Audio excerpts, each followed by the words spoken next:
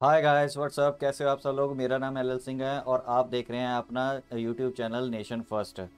तो भाई ऐसा है कि आज मैं जो वीडियो लेके आया हूँ आपके लिए वो है लोग भाई की डिफेंस डिटेक्टिव की। तो ये वीडियो वो लेके आया हूँ उनका चैनल से। तो इस वीडियो का जो उन्होंने टाइटल दिया हुआ है वो दिया है reality of 26th and 27th February two 2019 incident. तो ये मेरा ख्याल है ये जो हुआ था ये बालाकोट वाला जो हमारा इनके साथ हुआ था उसके रिगार्डिंग है ये वीडियो इन्होंने बनाई है। तो पाकिस्तानी बहुत बोलते रहते हैं कि बालाकोट में हमने ये कर दिया, जब हमने किया था हमने पेड़ों को गिरा दिया, ये गिरा दिया, वो गिरा दिया। वो बकवासबाजी मारते रहते हैं, सबूत कोई देते नहीं है। बिना सबूत के हाथ पैर के मारते रहते हैं। हमने ये इंडिया का जहाज़ गिरा दिया, ये गिरा दिया, वो गिरा दिया। पहले बोलते थे 2 पायलट हैं, 3 पायलट हैं, 1 पायलट है। ये सारे झूठ तूफान बोलते रहते हैं हर 5-10 मिनट बाद में इनका। जब वो ऑक्सफोर्ड जाहिल नशई बंदा इमरान खान मिस्टर एब्सोल्यूट नहीं, वो यू टर्न ले जाता है हर बात पे। आज उसकी स्टेटमेंट कुछ होती है, दूसरे दिन कुछ होती है। तो ये तो फिर कौम ऐसी ही है, सारे अदारे भी इनके ऐसे ही हैं, झूठ तूफान बोलते रहते हैं। और कौम भी इतना झूठ बोलती है, क्वेश्चन करते रहते हैं, बेवकूफ़ी वाले क्वेश्चन पूछते हैं। अब मेरे ख्याल से इन्होंने इस वीडियो पे भी उन्होंने रिएक्शन किया होगा, मैं देखूंगा जाके। तो उन्होंने क्या बोला इस वीडियो पे। देखो, सबूतों को भी नहीं वो मानते। अब लोग भाई ने पहले भी उनको कई बार समझाया, लेकिन फिर भी लोग भाई को भी काउंटर करना शुरू कर देते हैं कि नहीं ऐसा है ऐसा है। अब इन बंदों के साथ ये ऐसे बंदे हैं पाकिस्तान वाले, एक दीवार है, इस पर जितना मर्जी सिर सिर फोड़ लो, अब फूटना अपना ही है। क्योंकि जाहिलों से जितना मर्जी आप बोलते रहो, जाहिल जाहिल जाहिल इंसान रहेगा, समझदार कभी नहीं बन सकता। क्योंकि पढ़ा लिखा नहीं है, ना समझने की शक्ति है, ना पता है भी क्या गलत है क्या सही है। बस जो बोल दिया वो बोल दिया बस। ये ऐसे ही लोग हैं।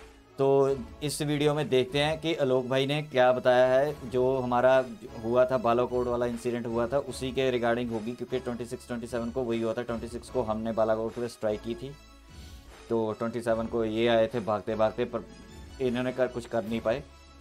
तो आलोक भाई का जो चैनल है ये डिफेंस डिटेक्टिव, इसका मैंने लिंक डिस्क्रिप्शन में दे दिया है। ठीक है, सपोर्ट कीजिए। लोग भाई बहुत मेहनत करते हैं, सबूत के साथ आते हैं, ऐसे हवा में हवाबाजी नहीं करते कभी भी।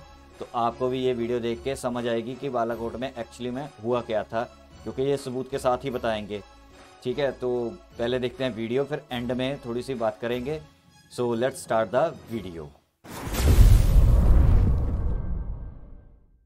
वीडियो में बताई गई सारी जानकारी पब्लिक प्लेटफॉर्म पर उपलब्ध है। इसमें ऐसी कोई जानकारी नहीं दी गई है जिससे हमारे सुरक्षा बलों की गोपनीयता भंग होती है। डिफेंस डिटेक्टिव सेना का सम्मान करता है और उन्हीं जानकारियों के आधार पर काम करता है जो सार्वजनिक रूप से मौजूद हैं। नमस्कार दोस्तों, डिफेंस डिटेक्टिव के एक और एपिसोड में आपका स्वागत है। आज के वीडियो में मैं बात करने वाला हूं बालाकोट एयर स्ट्राइक की। इस वीडियो में पाकिस्तानी ही ये स्वीकार करेंगे कि हां, भारतीय विमानों ने न सिर्फ एलओसी पार की बल्कि पीओके छोड़कर सीधा पाकिस्तान में घुसे और हमला किया। लेकिन आपको पहले ही बता दूं कि इस टॉपिक पर मैंने 2 वीडियो बनाने का सोचा है, क्योंकि एक वीडियो में इसे पूरी तरह समझाना बेहद मुश्किल है। पहले पार्ट में सिर्फ 26 फरवरी की बात होगी।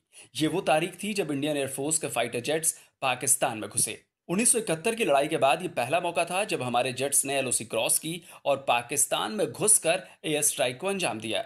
दूसरे पार्ट में बात होगी 27 फरवरी की, जब बदले की कार्रवाई में पाकिस्तानी एयरफोर्स ने हमला किया। हमारा एक मिग 21 शॉट डाउन हुआ, अभिनंदन को पाकिस्तान में इजेक्ट करना पड़ा, बाद में उनकी वापसी हुई। वीडियो शुरू करूं उससे पहले वही छोटी सी गुजारिश, अगर आपने अभी तक डिफेंस डिटेक्टिव को सब्सक्राइब नहीं किया है तो दाईं तरफ जो लाल बटन दिख रहा है उस पर क्लिक करें और साथ में बेल आइकॉन भी जरूर प्रेस करें, जिससे हमारे हर नए वीडियो की नोटिफिकेशन आप तक फौरन पहुंच जाए। मेरे कई दर्शकों की डिमांड थी कि बालाकोट एयर स्ट्राइक पर वीडियो बनाऊं, क्योंकि कई पाकिस्तानी दर्शक इस बात को मानने को तैयार नहीं होते कि भारतीय लड़ाकू विमान पाकिस्तान में घुसे, बालाकोट पर बम गिराया और बिना किसी नुकसान के वापस सुरक्षित आ गए। वो इसलिए नहीं मानते कि ये साफ साफ पाकिस्तानी एयरफोर्स और पाकिस्तानी आर्मी की नाकामी है कि दुश्मन देश के जहाज आए, हमला किया और वापस चले गए। पाकिस्तानी एयरफोर्स और आर्मी सोती रह गई। 26 फरवरी की सुबह सुबह भारतीय फाइटर जेट्स ने पाकिस्तान के खैबर पख्तूनख्वा के बालाकोट में जैश ए मोहम्मद के ठिकाने को तबाह कर दिया। भारतीय जहाजों ने हमला किया, इसका पहला सबूत वहां के स्थानीय निवासियों ने दिया। सर बस 3 बजे का टाइम था, बहुत साथ खौफनाक आवाज़ आई हमें जैसे हम कह रहे थे आसमान कह रहे जैसे या जलजला हो रहा है, तो हम फिर रात को सोए नहीं है। फिर उसके बाद 5-10 मिनट बाद हमें पता चला कि धमाका हुआ है बहुत सा। वो हमारे रिश्तेदार है जो कंगड़ कठा जगह का नाम है, असल नाम उसका कंगड़ है। तो हमारे उधर सी नूरान शाह है, वो भी ज़ख्मी हुए और उसका घर भी ज़ख्मी हुए काफ़ी रात, जिसकी वजह से 5 धमाके एट अ टाइम हुए। फिर उसके बाद जहाज़ की हमें आवाज़ आई, 5-10 मिनट बाद उसका साउंड बंद हो गया। फिर उसके बाद हमारे अपने पाकिस्तानी कोई आवाज़ आ रही थी। फिर हम सुबह गए जगह में बहुत बड़ा गड़ा पड़ा हुआ था, दरात भी थे और वो 4-5 मकान भी डैमेज हुए। तो एक बंदा भी है जो ज़ख्मी भी हुआ। मैं पहले सोया हुआ था, जब वो तैयारे आए उनकी आवाज़ से बहुत सख्त आवाज़ थी ना, तो मैं जाग गया। जब मैं उठा तो एकदम ही पहले एक ज़ोरदार धमाका हुआ। जब वो धमाका हुआ तो मैंने बाहर निकलने की कोशिश की। मैंने कहा कि ये कोई ख़तरनाक किया काम। जब मैं दरवाज़े के पास आया तो तीसरा धमाका, ये आपके सामने है जगह, तकरीबन 15 किलोमीटर होगी, 15 मीटर होगी या इससे भी कम होगी। इधर दूसरा धमाका हुआ। जब वो धमाका हुआ उसके साथ दरवाजे टूट के सारे। फिर हम उधर ही बैठ के, मैं भी और मेरी बेटी है घर वाली। मैंने कहा अभी तो टाइम बराबर ही है, तो चलो शहादत ही है, मरना ही है। तो उसके बाद चौथा धमाका जब इधर हुआ, थोड़ा नीचे हुआ, तो उसके बाद हम उधर ही बैठे रहे। फिर थोड़ी देर के बाद हम जब उठे, बाहर निकले तो बाहर देखा दरख्त टूटे हुए थे, मकान की दीवारें, छत वगैरह सब वो आपके सामने आपने देख ली है। तो बस अल्लाह ताला ने हमें बचा लिया। मुझे सर पर थोड़ी सी चोट आई है। जैसे ही पाकिस्तानी सरकार को इसकी जानकारी मिली, उन्होंने अपनी सेना से पूछा। सेना के पास कोई जवाब नहीं था। पहले तो उसने इसे छुपाने की कोशिश की, इसे छोटा हमला करार देने की कोशिश की। उस वक्त DGISPR major general Asif Ghafoor थे। उन्होंने 26 फरवरी की सुबह 9:29 पर एक ट्वीट किया। ये ट्वीट अपनी नाकामी को छुपाने की पहली कोशिश थी। इसमें वो लिखते हैं कि भारतीय विमानों ने आजाद कश्मीर में, मैं आपको बता दूं कि पाकिस्तान वाले आजाद कश्मीर कहते हैं, हम पाकिस्तानी कब्जे वाला कश्मीर कहते हैं, वहां पर LOC पार की है और 3-4 मील के भीतर उन्होंने बम गिराए हैं जो खुले इलाके में गिरे हैं। किसी तरह का जानमाल का कोई नुकसान नहीं हुआ है। यानी आसिफ गफूर ने पाकिस्तान के भीतर खैबर पख्तूनख्वा में मौजूद बालाकोट की जगह POK में मौजूद एक छोटी सी जगह के बारे में बता दिया। लेकिन आसिफ गफूर के झूठ की पोल पाकिस्तान के एक पत्रकार मुशर्रफ जैदी ने खोल दी। उन्होंने ट्वीट किया और लिखा कि बालाकोट आजाद कश्मीर में नहीं है। अगर भारतीय एयरफोर्स के जहाजों ने बालाकोट में बम गिराए हैं तो उन्होंने LOC पार की है और उसके बाद पूरे POK को पार किया है, फिर वो खैबर पख्तूनख्वा पहुंचे हैं। भारत ने LOC क्रॉस नहीं की, उसने पाकिस्तान पर हमला किया है। दरअसल भारत को एयर स्ट्राइक जैसा कदम क्यों उठाना पड़ा, इसके लिए 14 फरवरी 2019 की उस घटना का जिक्र करना बेहद जरूरी है, क्योंकि इसी दिन पाकिस्तान समर्थित आतंकी हमला हुआ। हमारी CRPF के 40 जवान वीरगति को प्राप्त हुए। हमले को पाकिस्तानी आतंकी संगठन जैश-ए-मोहम्मद ने अंजाम दिया, जिसका मुख्यालय पाकिस्तान के बहावलपुर में है। ये आतंकी संगठन भारत के मोस्ट वांटेड आतंकी मसूद अजहर का है। पुलवामा एक बहुत बड़ा हमला था। जाहिर है जो चिंगारी पिछले कई सालों से सुलगती आ रही थी वो भड़कनी ही थी। 12 दिन बाद यही हुआ। पहलू भी सामने आया था कि जी भारतीय तैयारे जो हैं उन्होंने सरहद क्रॉस की और हमने उनको जनाब नोट कर लिया तो वापस चले गए कोई 2 मिनट बाद। पहले ये हो रहा था, उसके बाद फिर ये जो इवेंट है ये हुआ। अब इस इवेंट को पहली बात है कि तस्लीम करने के अलावा कोई चारा नहीं है, चूँकि इसमें बहुत सारे जो है वो दूसरे लोग इन्वॉल्व हो गए, लोकल पॉपुलेशन जैसा कि आपने बयान किया वो इन्वॉल्व हो गई। अब पाकिस्तान ये सब तस्लीम करता है कि नंबर्स ऑफ एयरक्राफ्ट जो हैं उन्होंने क्रॉस किया, और ना सिर्फ उन्होंने LOC क्रॉस की बल्कि उन्होंने ये कहा कि हमारे रेडार पे जो है उन्होंने सियालकोट लाहौर बॉर्डर जो है उसको भी किया।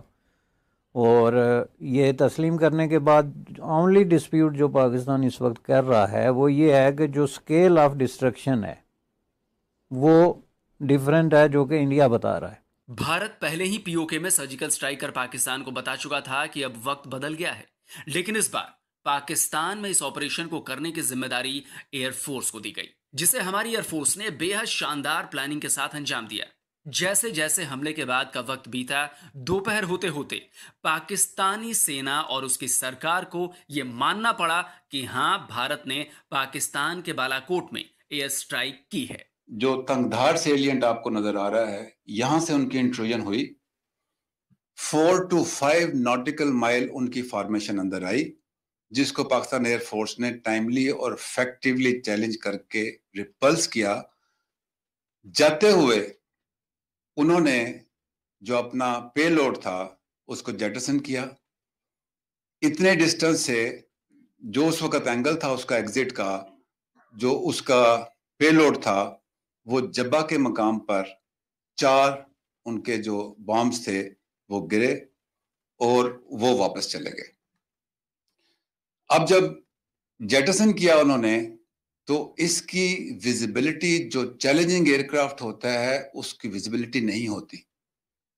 ये ग्राउंड ट्रूप्स का काम होता है ये सर्टन करना कि क्या कोई चीज गिरी है या नहीं गिरी है। They went back under pressure from the Pakistan air force, they remained in air. तब हमने ग्राउंड पे अपने जितने एक लाइन ऑफ कम्युनिकेशन होता है उससे चेक किया, स्ट्राइक तो हुई कोई नहीं। लेकिन जब उन्होंने अपना पेलोड गिराया तो उस ट्रेजेक्ट्री पे वो जो बालाकोट है खैबर पख्तूनख्वा के अंदर, out of Azad Jammu and Kashmir, वहां पे गिरा। 5 नॉटिकल माइल यानी करीब 9 किलोमीटर। यहां भी गफूर साहब झूठ बोल गए। कैसे? आप जरा ये मैप देखिए। एलओसी से बालाकोट की दूरी करीब 80 किलोमीटर है। हमारे जहाजों ने एलओसी पार की, 80 किलोमीटर दूर बालाकोट गए, बम गिराया और आसिफ गफूर कहते हैं कि अरे कुछ नहीं था, बस 9 किलोमीटर ही अंदर आए थे। पाकिस्तानी विदेश मंत्री शाह महमूद कुरैशी भी भारत की इस कार्रवाई से बेहद नाराज दिखे थे। उन्होंने भी माना था कि भारतीय जहाज पाकिस्तान में घुसे थे। हिंदुस्तान ने आज एक जारियत की है पाकिस्तान के खिलाफ। मैं इसको ग्रेव एग्रेशन कहूँगा। हमने बारहा उनको ये कहा, हमने दुनिया को हम मुत्तलिह करते रहे कि ये हरकत हो सकती है, लेकिन उन्होंने आज पाकिस्तान के खिलाफ जारियत की है। नंबर 1, ये लाइन ऑफ कंट्रोल की वायलेशन है। इसको मैं लाइन ऑफ कंट्रोल की वायलेशन तस्वर करता हूं। तो पाकिस्तान के मेरे दोस्तों, अगली बार जब आप टीज फैंटास्टिक कहें तो ये भी याद रखें कि बालाकोट में घुसकर हमारी एयरफोर्स ने अटैक किया और आपकी एयरफोर्स और आर्मी बस देखती रह गई। बालाकोट एयर स्ट्राइक हुई थी, भारत ने पाकिस्तान में घुसकर हवाई हमला किया था। इसका सबूत तो आपके पीएम इमरान खान नियाजी भी दे चुके हैं। वो भी मान चुके हैं कि हाँ, भारत ने हमला किया। तो फिर आपको मानने में क्या एतराज है? कोई भी सॉवरेन मुल्क इजाजत नहीं देता अपने मुल्क में किसी तरह का अटैक, लेकिन हमने बार बार फिर ये कहा उनको कि आप हमें एक्शनेबल इंटेलिजेंस दें। अब आज पहुंचा डॉसियर हिंदुस्तान का, आज उन्होंने पुलवामा के ऊपर डॉसियर भेजा है, लेकिन आज वो डॉसियर भेजा है और 2 दिन पहले पाकिस्तान पे अटैक भी कर दिया, एग्रेशन किया, इंटरनेशनल लॉज की वायलेशन की, यूएन चार्टर की वायलेशन की। अब सवाल यह है कि क्या ये पहले हमें डॉसियर दे देते और फिर अगर एक्ट ना करता पाकिस्तान तो अगला एक्शन लेते। जिस तरह एक फॉल्स फ्लैग ऑपरेशन जो कहते हैं, जिस तरह पुलवामा के बाद इन्होंने बालाकोट पे हमला किया, बालाकोट पे हमला किया, बालाकोट पे हमला किया। सबसे ज्यादा शर्मिंदगी तो उस पाकिस्तानी सेना को हुई जो हमेशा कहती है कि जनाब, हम तो हर वक्त तैयार रहते हैं, हमारी निगाहें 24 घंटे भारत की ओर लगी रहती हैं। अब जरा देखिए कि एलओसी से बालाकोट की दूरी 80 किलोमीटर है। पाकिस्तानी एयरफोर्स और आर्मी ने अपने ज्यादातर रडार भारत की ओर लगा रखे हैं। तो सवाल ये उठता है कि जब ग्वालियर एयरबेस से भारतीय मिराज 2000 जहाजों ने उड़ान भरी तो उनके रडार्स ने विमानों को क्यों नहीं पकड़ा? इसका जवाब एक तो ये हो सकता है कि उनके रडार किसी काम के नहीं है, या फिर दूसरा ये हो सकता है कि रडार चलाने वाले सो रहे थे। मेजर जनरल आसिफ गफूर से जब इस बारे में पूछा गया तो देखिए कैसे गोलमोल जवाब दिया था उन्होंने। जहाज इसलिए नहीं गिराए कि आपको मैंने सारा बताया कि पहली कॉम्बैट टीम कहाँ गई, दूसरी कहाँ गई। अब आप उसका जहाज अगर आई विश के उतने टाइम रहते, मैंने कहा कि जब पूरी हॉस्टिलिटीज ब्रेकआउट हों तो 100% एयरफोर्स आपकी इन एयर होती है। अब चूंकि ये मैं आपको बता दूं, अगर इंडिया ये डिसीजन लेता कि मैंने स्ट्राइक करनी है और मिलिट्री टारगेट्स पे करनी है, तो वो स्टैंड ऑफ डिस्टेंस से भी कर सकता था, वो एलओसी क्रॉस किए बगैर भी टारगेट ले सकता था। अरे गफूर साहब, सीधा जवाब दे देते कि भारत के जहाज को क्यों नहीं गिराया। अगर आपकी पाकिस्तानी एयरफोर्स के जहाज हवा में मौजूद थे, अगर आपके रडार लगातार देख रहे थे कि इंडियन एयरफोर्स के जहाज कहाँ हैं, तो भाई कितना टाइम चाहिए था आपको? 80 किलोमीटर अंदर थे। यही सवाल जो पाकिस्तानी मीडिया ने रक्षा मंत्री परवेज खटक से पूछी थी, तो उनके पास भी कोई जवाब नहीं था। आप इसको हमला तसव्वुर करते हैं, इसकी सिर्फ वजाहत कर दीजिए, और अगर है तो हमारी पाकिस्तानी एयरफोर्स इसको स्ट्राइक डाउन क्यों नहीं कर सकती? ये जो अटैक हुआ है सुबह, ये तकरीबन 4-5 किलोमीटर अंदर आए और उन्होंने बॉम्ब फेंका, और हमारी एयरफोर्स रेडी थी, क्योंकि रात का वक्त था, पता नहीं चला कि कितना नुकसान हुआ।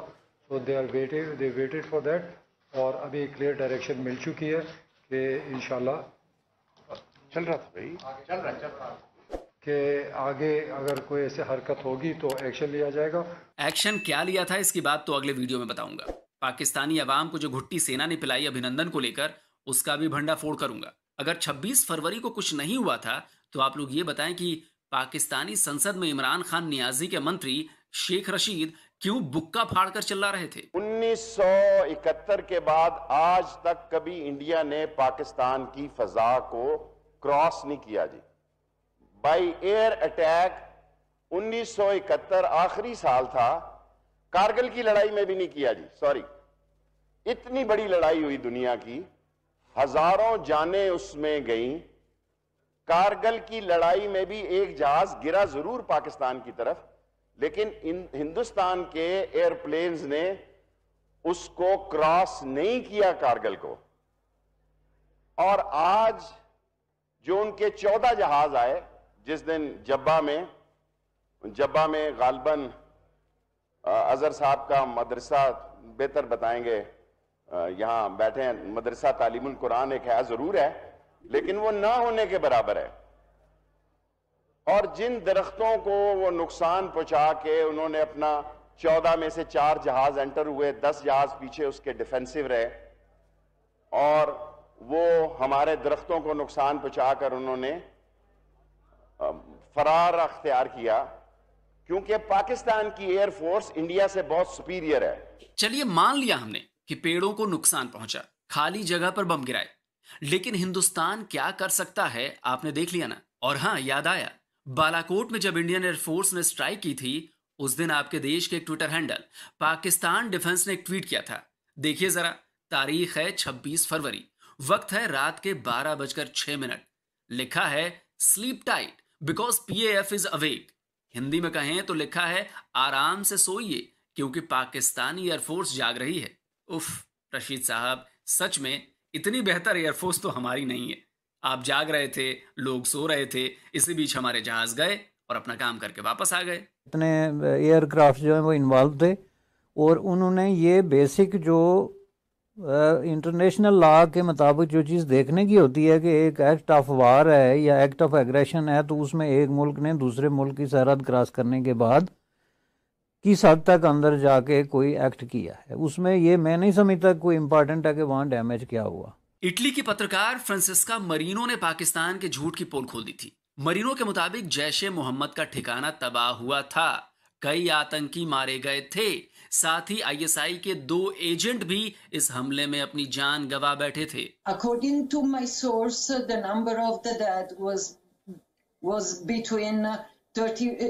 between 40 and 50, and the number of the wounded between 35 and 40. There was a retired ISI colonel, and there was another colonel, and then 2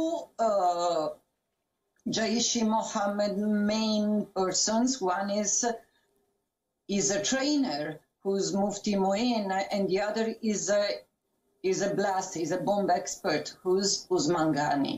Pakistan ये मानता ही नहीं है कि वहां नुकसान हुआ, तो अगर कुछ हुआ ही नहीं था तो फिर खैबर पख्तूनख्वा के हेल्थ केयर कमीशन ने 60 बेड किसके लिए तैयार किए थे? BBC उर्दू के रिपोर्टर ने इसकी पुष्टि की थी। खैबर पख्तूनख्वा के सूबे में तकरीबन 60 बेड जो हैं वो मुख्तस किए हैं, कौमी मफाद के नाम पर मुख्तस किए गए हैं, और हुक्म जारी किया गया है कि वो अलग किए जाएं, जिसके बाद से ये खदशात भी हैं कि शायद हालात मजीद ख़राब हो सकते हैं। आप आतंकी पाल रहे थे और भारत ने आतंकियों के अड्डे पर हमला किया। आपके लिए हालत हो गई सांप और छुछंदर वाली।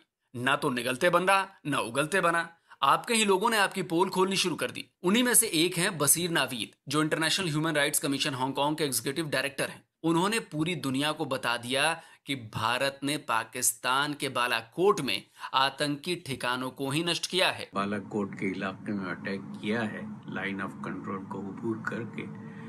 उससे ये पता चला है कि हमारे पास ट्रेनिंग कैंप्स भी हैं और ये अटैक्स जो हैं ये एक्सपेक्टेड थे। चाहे और हो सकता है हमारे रूलर्स को तो यकीनन पता होगा, लेकिन पब्लिक को बहुत पता था कि रिटेलिएट करेंगे, क्योंकि हमारे पास जो है ये हम हमेशा पब्लिक को एक डिनायल स्टेज में रखते हैं कि हम टेररिस्ट नहीं पालते हैं, ना ट्रेनिंग कैंप्स हैं। ये इंतहाई गलत बात है कि हम जो है हमारी इस्टेब्लिशमेंट और हमारे रूलर्स जो हैं वो हमेशा पूरी पॉपुलेशन को सिर्फ अपने विम्स पर चलाने के लिए तैयार रहते हैं। जैसा कि सबको पता है कोई डेमोक्रेटिक नॉर्म्स है नहीं, सिर्फ एक सिविलियन सेटअप को वो डेमोक्रेटिक नाम देते हैं। Otherwise there is no democracy. So all the things are run by a coterie of establishment and government and bureaucracy kind of these things. जाहिर सी बात है, तभी तो 2 महीने तक आप लोगों ने उस इलाके में किसी को जाने नहीं दिया। 2 महीने बाद जब सब कुछ वहां पर साफ कर दिया गया, सारे सबूत मिटा दिए गए, तब आप लोगों को लेकर गए थे। They have been clearing the rubble at night during a number of nights and dumping it into the river. For this, it is also possible, not so easy to say whether it was voluntary or just simply the usual power cuts in Pakistan, but for a couple of nights the electricity was cut, so there was no light at all. जाहिर है इसी काम में पाकिस्तानी सेना और उसकी खुफिया agency ISI माहिर है, और उससे कुछ होता तो है नहीं। पुलवामा के बाद भारत ऐसा कुछ कर सकता है, ISI को इसकी कानो कान खबर तक नहीं मिली। खैर, भारत ने वो किया जो वो करना चाहता था। एक तीर से उसने कई शिकार किए। कैसे? सुनिए पाकिस्तान के सीनियर जर्नलिस्ट नजम सेठी क्या कह रहे हैं। मेरी रिसर्च ये कहती है कि बालाकोट तक गए थे हिंदुस्तान के जहाज़, शॉर्ट ऑपरेशन था, मगर या डिलिबरेटली या मिस्टेकनली उन्होंने टारगेट को अटैक नहीं किया। अगर टारगेट को अटैक करते तो बहुत कैजुअल्टीज़ हो जाती और उसके साथ बहुत बड़ी एस्केलेशन हो जानी थी। तो या तो ये जल्दी से बम एम्प्टी इलाकों में फेंक के वापस आ गए ताकि जल्दी जल्दी काम किया जाए, और या ये सोचा समझा था कि जाएं आएँ मगर किसी का नुकसान ना हो ताकि फिर पाकिस्तान को रिटेलिएशन ना करनी पड़े जिसके साथ एस्केलेशन ना हो जाए। पहली बात तो कोई ख़ास उसकी कार्रवाई नहीं थी, एक सिग्नल था। नजम सेठी ने ये बता दिया कि समझदार को इशारा काफ़ी है। संदेश जो पाकिस्तान तक पहुंचना था पहुंच चुका। तो अगली बार से अगर कोई पाकिस्तानी या फिर कोई और सवाल उठाए कि भारत ने बालाकोट में कुछ किया ही नहीं, तो ये वीडियो उन्हें दिखा दें। दोस्तों, उम्मीद है आपको डिफेंस डिटेक्टिव का ये एपिसोड पसंद आया होगा। अगर आपने अभी तक हमारे चैनल को सब्सक्राइब नहीं किया है तो प्लीज़ कर लें, साथ ही बेल आइकॉन भी ज़रूर प्रेस करें, जिससे डिफेंस डिटेक्टिव के हर नए वीडियो की जानकारी आप तक फ़ौरन पहुंच जाए। इसके पार्ट 2 वीडियो के साथ, जिसमें 27 फरवरी की बात होगी, जल्दी हाजिर होता हूँ। इजाज़त दीजिए, नमस्कार, जय हिंद। तो भाई लोगों, यहाँ तक थी वीडियो। आपने वीडियो देख ली है, सारे सबूतों के साथ लोग भाई ने आप बता दिया। तो वैसे तो आपको सब कुछ पता ही होगा, क्योंकि ऑलमोस्ट जो लोग भाई ने जो चीज़ें बताई हैं वो सारी तकरीबन लोगों ने देखी होती हैं, लेकिन एक आपको कुछ नई जो चीज़ें पता होंगी वो लोग भाई ने भी आपको पता लग गई होंगी लोग भाई के थ्रू। तो भाई लोग ऐसा है, ये बॉम्ब की करते हैं ना कि बॉम्ब गिरा के गए थे, तो सबसे पहले इन जाहिलों को ये पता होना चाहिए कि इंडिया ने स्पाइक नाम का बॉम्ब यूज़ किया था, जो कि वो छत पे गिरा था। छत पे गिर के छत का थोड़ा सा होल किया उसने, बीच में जाके फिर फटता है। ये स्पाइक बॉम्ब होता है, जो बंकर बस्ट कहते हैं इसको। ये बंकर बस्ट करने के लिए होता है, ये बंकर के अंदर जाके फटता है। ये जैसे छत से लगा, पहले छत में होल किया उसने बम ने, फिर उसके अंदर गया, उसके बाद वो फटा, जिससे बिल्डिंग को कोई नुकसान नहीं होता। तो बेसिकली वो भी मैंने देखी थी तस्वीरें स्पाइक बॉम्ब की। तो दूसरी बात ये है कि इनके जो मरे थे, तो वहाँ पे एक बाहर की कंपनी थी टेलीकम्युनिकेशन, उन्होंने ये भी बताया था कि जो बालाकोट में जब इंडिया ने एयर स्ट्राइक की थी, उसके बाद इनके 300 के आसपास मोबाइल फ़ोन बालाकोट में बंद हुए हैं, जो डिस्कनेक्ट हो गए थे।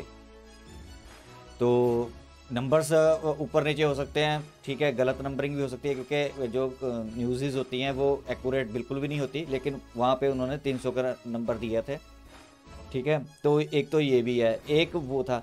दूसरी बात ये कह रहे हैं कि बॉम्ब गिरा के चले गए बाहर। इन्होंने बोले हैं कि पहले इनका जो गफूरू बोल रहा था, गफूरू बोल रहा था कि बॉम्ब गिरा के ही चले गए हैं भाई, सॉरी टैंक, ऑयल जो टैंक होता है साइड पे लगाते हैं प्लेन के, वो गिरा के चलेंगे भाई। जब वो नीचे गिरता है तो वो फटता नहीं है इतनी ज़ोर से, ठीक है, और वो जो बॉम्ब की तरह नहीं फटता कि नुकसान हो। तो हाँ, ये हो सकता है कि उनका कोई जो उन्होंने स्ट्राइक दूसरे बम से की होगी या मिसाइल से की होगी, वो मिसफायर होके इधर उधर भी लग जाती हैं, क्योंकि 100% एक्यूरेसी नहीं होती कभी भी मिसाइल की। जैसे अभी रशिया का चल रहा है विवाद, उसके साथ यूक्रेन के साथ है, तो जो उनके पोर्ट पे, बंदरगाह पे जो शिप खड़ी हुई थी बांग्लादेश की, उसको हिट कर गया। तो मिसाइल कई बार मिसफायर हो जाता है या मिसडायरेक्शन हो जाता है, तो वो हो जाती है घटना, ठीक है। तो ऐसा ही हुआ होगा, क्योंकि इसका कोई कंफर्मेशन नहीं, क्योंकि इन पाकिस्तानियों ने तकरीबन 42-43 दिन बाद जाके वहाँ पे इन्होंने रिपोर्टर्स लेके गए थे कि ये देखो जी, क्योंकि जो छत का होल था, बिल्डिंग एज इट इज़ थी जैसे थी, ठीक है, वो जो बिल्डिंग के बीच में बंदे उन्होंने और ला के भरे, मदरसा शॉप बंदे जो वहाँ के भी यहाँ पे पढ़ते हैं, ये करते हैं वो करते हैं, जहाँ पे इंडिया ने बेसिकली उनका जो मेन जो टारगेट उन्होंने तबाह किया था। तो उसकी जो छत की होल थी उसको रिपेयर किया गया। 42 दिन इसलिए लगाए गए कि उसकी जो छत है सूख जाए। सीमेंटेड जो भर के उन्होंने सेट किया था, क्योंकि होल ज़्यादा बड़ा नहीं था, एक राउंड मेरे ख्याल से 1-2 फुट का होल था वो, जिसमें से बॉम्ब अंदर क्रॉस करके अंदर फटा था जाके। तो ये सारे मदरसा शॉप जो थे ना, हुरों के पास पहुँचे हैं, तो ये अंदर सो रहे थे। इनको ये नहीं पता था कि सोते सोते ही हम हुरों के पास पहुँच जाएंगे, ठीक है। तो 72 हुरों के पास वहीं पे इनको वहीं पे पहुँचा दिया था। इनको आने की ज़रूरत ही नहीं पड़ी इंडिया में। तो इनका जो शौक़ था 72 हुरों के पास पहुँचने का, तो वहीं पूरा कर दिया था इंडियन एयरफोर्स ने। बाकी ये झूठ तो बोलते ही हैं भाई, झूठ बोलना इनकी फितरत है। ये इतना झूठ बोलते हैं ना, हर चीज़ पे झूठ बोलते हैं, मुकर जाते हैं अपनी बातों से। अब जैसे इसमें सुबह का जो ट्वीट था उसका गफूरे का, वो कुछ और कह रहा था, फिर गफूरे का ट्वीट कुछ और आ गया, ठीक है, फिर मानने लग गया। फिर बीच में मान भी जाते हैं कि हाँ जी आए थे, पहले मानते नहीं थे। 7 किलोमीटर बोली जा रहे हैं, 5 किलोमीटर, भाई 80 किलोमीटर अंदर आए। एयरफोर्स आपकी जाग रही थी, सो रही थी, कुछ किसी को नहीं पता। चाइनीज़ जो रेडार लगे हैं वो बेचारे काम ही नहीं किया होगा चाइनीज़ रेडार ने, तो चाइनीज़ रेडार लगे हुए हैं। तो इससे ये साबित होता है कि अगर इंडियन एयरफोर्स 80 किलोमीटर घूम के आ गई आपके अंदर, एरिया के अंदर, चाहे आप जो मर्जी कहते रहो, 1 मिनट के लिए मान ले भी लेते हैं कि चलो ठीक है कुछ नहीं हुआ, आपके कहने से कुछ नहीं हुआ, भाई तुम्हारे 80 किलोमीटर अंदर आई है एयरफोर्स इंडिया की, और तुम 80 किलोमीटर हमारे अंदर आके दिखाओ। ये चैलेंज है आप लोगों को। पाकिस्तानियों ध्यान से सुनो, तुम्हारी एयरफोर्स 80 किलोमीटर अंदर आके दिखाए। जो तुम्हारी दूसरे दिन आपने की थी ना स्ट्राइक, वो इंडिया के आप इंडिया के जो LOC है वो क्रॉस नहीं की थी। अब दिमाग में बिठा लो अपने, ठीक है, इंडिया ने क्रॉस नहीं की थी, हमने क्रॉस करके इंटरनेशनल बॉर्डर क्रॉस किया था। POK तो क्रॉस किया ही किया था, वो तो LOC है, ठीक है, लाइन ऑफ एक्चुअल कंट्रोल है। उसके बाद आपका जो मेन, अगर मान भी लें कि POK इंडिया का है, तो उसके बाद जो बॉर्डर आता है वो पाकिस्तान का इंटरनेशनल बॉर्डर है, उसको कहते हैं, ठीक है। वो भी हमने पार किया, पार करके अंदर आके घूम फिर के आराम से चले गए। और जो टी वॉज फैंटास्टिक गाड़ी है ना, बात बोलते हैं पाकिस्तानी ध्यान से सुनो, ठीक है, जाहिल के बच्चों। अब बोलोगे हिस्ट्री में बोलता है, हिस्ट्री भाई ये भी हिस्ट्री होगी, आप तुम भी बोलना बंद करोगे तो ठीक है, चाहे वॉज फैंटास्टिक वो भी हिस्ट्री होगी है। दूसरी चीज़ फिर मैं याद कराता हूँ, आप 1 कप की बात करते हो, मैं 93,000 कप की बात करता हूँ। और जितने टाइम रहे थे ना, दिन में 2 बार ही पीते होंगे, तो वो 2 बार ही बोलते थे चाय वाज फैंटास्टिक, ठीक है। तो ये याद रखना, अब मल्टीप्लाई करते रहना बैठ के। शायद आपको पता नहीं होगा कि कितने टाइम हमने रखी है, कमेंट में बता देना अगर किसी को, पाकिस्तानी को, जाहिल बच्चे को पता है कि कितना टाइम इंडिया के पास रहे थे और कितने कप बनते हैं। मल्टीप्लिकेशन कर लेना, डेली के 2 कप लगा रहा हूँ, पता नहीं तुम लोग साले चाय कितनी झुलसते होगे, रोज़ ठूसते होगे अंदर, 4 कप 6 कप, जैसे बच्चे पैदा करते रहते हो ना 6-6 8-8, ऐसी चाय भी मेरे ख्याल से सुबह से लेकर शाम तक चाय के पतीले में गिरे रहते होंगे। लेकिन मैं 2 कप लगा के चलता हूँ। कमेंट बॉक्स में बता देना कि कितनी चाय के कप बने थे इंडिया के, और कितने बार टी इज़ फंटास्टिक बोल रहे थे उस टाइम, क्योंकि वो हमारे पास ही थे उस टाइम रह रहे थे। ठीक है, तो पीते पीते बोलते थे। और तो और यहाँ पे फिल्में भी देखते थे हमारी। कभी हिस्ट्री सर्च करना, पता लग जाएगा कि जब इंडिया में रह रहे थे तो उनका क्या था। तो ये बातें नहीं होती, बात ये होती है कि ठीक है हमारा प्लेन गिरा, हम तो एक्सेप्ट करते हैं, तुम तो एक्सेप्ट नहीं करते कि तुम्हारा प्लेन गिरा है। ठीक है, कभी 1 पायलट है, कभी 2 पायलट है। ठीक है, 1 पायलट, अच्छा ये जो दूसरा पायलट था गफूरे को बोलो तो सही, कुत्ते के बच्चे को, कि वो दूसरा पायलट जो भौंका था वो कहाँ चला गया, उसको ज़मीन में वहीं हॉस्पिटल में गाड़ दिया या आसमान में आग लगा दी उसको। ठीक है, तो वैसे तो तुम लोग वैसे तो जो आपके लोगों को, मेरे को न्यूज़ इतनी पता है, उसमें 3 पायलट गिर रहे थे, 3 या 4, 3 पायलट थे।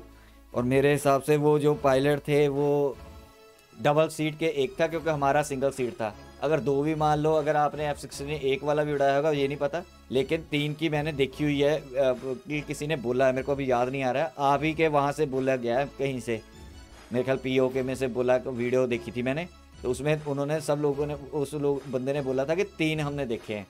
तो अब ये आपकी वीडियो है, 3 बंदे अब आसमान से गिर रहे हैं, तो कैसे हो सकता है कि बाकी हमारे अगर हमारे 2 पायलट भी हों तो 3 पायलट हो, 1 लौटा दिया, बाकी क्या है, बाकी 2। ठीक है, तो ये बातें होती हैं, ऐसे ही कुछ चीज़ें सोचनी पड़ती हैं। ऐसे नहीं होता गिरा के चले गए, वहाँ गिरा के चले गए। अरे गिराने वाली चलो बात छोड़ो, वो तो तुम्हारे पल्ले भी नहीं पड़नी। 80 किलोमीटर कानों में कुछ गूंजता है, यहाँ से 80 किलोमीटर, यहाँ से पंजाब से 80 किलोमीटर अंदर आऊँगा ना तो आपका लाहौर पार करके आगे निकल जाता है, फैसलाबाद तक मेरे ख्याल चले जाऊँगा। यहाँ से अगर सीधा एयर स्पेस से देखो तो तुम्हारे वहाँ तक पहुँच जाएगा, उससे भी आगे पहुँच जाएगा। ठीक है, 80 किलोमीटर, क्योंकि जो पट्टी होती है वहाँ आसमान में सड़कें नहीं होती, सीधी लाइन होती है। सीधी लाइन का मतलब 80 किलोमीटर, देख लो कहाँ तक जाते हैं फिर तुम्हारे। ठीक है, तो मानना सीखो। ठीक है, ये नहीं होती बात है कि हमने ये कर दिया, हम तो मानते हैं भाई हमारा गिरा था, तो तुम्हारी टांगें भी कांपी थी और तुमने वापस भी किया था। और अगर इतना माँ का दूध पिया होता ना देते वापस, रखते हैं जितना टाइम हमने तुम्हारी फौज रखी थी ना उतना टाइम रखते, और कोई एग्रीमेंट करके छोड़ते।